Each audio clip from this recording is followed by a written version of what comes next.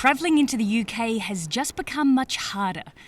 Not only will passengers have to take a PCR COVID-19 test before they board the flight, they will then have to take an extra 2 tests on day 2 and day 8 during their 10-day quarantine period and pay for all 3 tests.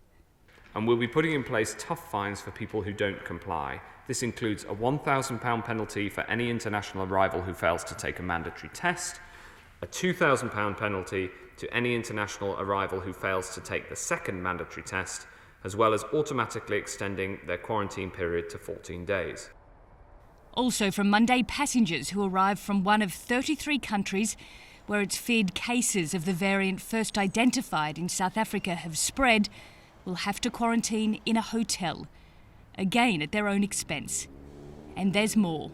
When they arrive, they'll be escorted to a designated hotel, which will be closed to guests who aren't quarantining for 10 days or for longer if they test positive for COVID-19 during their stay.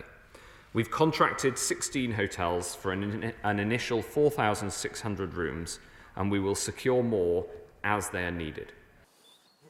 All these border restrictions are aimed at one thing: keeping the variant first identified in South Africa out of the UK. But it appears it's no more transmissible than the UK's dominant variant. And because of that, there is no reason to think the South African variant will catch up or overtake our current virus in the next few months.